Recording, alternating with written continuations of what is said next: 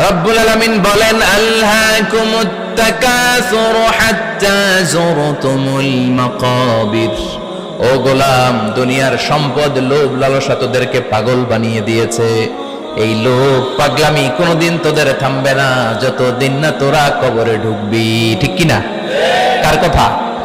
আল্লাহ বললেন দুনিয়ার সম্পদ আর লোভ আর মোহে তোমরা গাফেল হয়ে গিয়েছো। আখিরাতের কথা বেমালুম তোমরা ভুলে গিয়েছো, কিন্তু আখিরাতে তোমাদের যেতেই হবে, কবরের বাড়িতে তোমাদের ঢুকতেই হবে। ঠিক কিনা? যেতেই হবে। আমরা ভুলে যাই।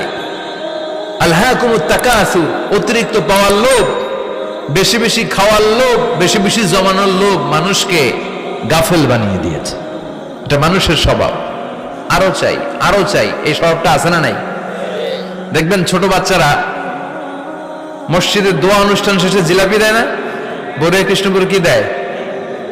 আগে বাতাসা দিত না, এখন কি দেয়? জিলাপি দেয়, মিষ্টি দেয়। তো মসজিদের 2-3 গেট থেকে যদি দেয়, ছোট বাচ্চারা দেখবেন এদিক দিয়ে কয়েকটা নিয়ে আবার ওই গেটে লাইন ধরে। ওর হাত হলো ছোট হাত, ওর হাত ভর্তি জিলাপি, আর নেওয়ার জায়গা না, এরপর আরেক জায়গায় লাইন ধরছে। আরো লাগবে, আরো লাগবে, এই আরো আরো আরো চাই, এই স্বভাবটাই মানুষকে কুড়ে কুড়ে শেষ করে দিয়েছে। এত লাগবে কেন তোমার? চাহিদার কোনো শেষ নাই। Unlimited demand of human being. যার আছে বেশি তার চাই বেশি।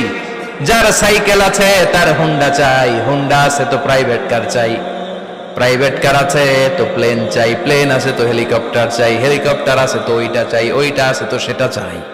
ঠিক কিনা? এলাকার মেম্বার যে হয়েছে চেয়ারম্যান হতে চায়, আছে না নাই? চেয়ারম্যান সাহেব এমপি হতে চায়, আছে না নাই? এমপি সাহেব মন্ত্রী হতে চায়, আছে না নাই? মন্ত্রী সাহেব প্রধানমন্ত্রী হতে চায়, আছে না নাই? কিন্তু এই দেশে সুযোগ নাই। কথা কন। এই দেশে প্রধানমন্ত্রী সিলেক্টেড। 2-3 জনের বাইরে কেউ প্রধানমন্ত্রী হতে পারবি না। ঠিক কিনা? আমার এই জীবনে তো আমি 2-3 জনই দেখলাম। বেগম খালেদা জিয়া, মাননীয় প্রধানমন্ত্রী শেখ হাসিনার ছোট্টবেলা দেখেছি এরশাদকে। আমরা তখন ছোট। তো মানুষের চাহিদার কোনো শেষ নাই। যার আছে বেশি তার চাই বেশি।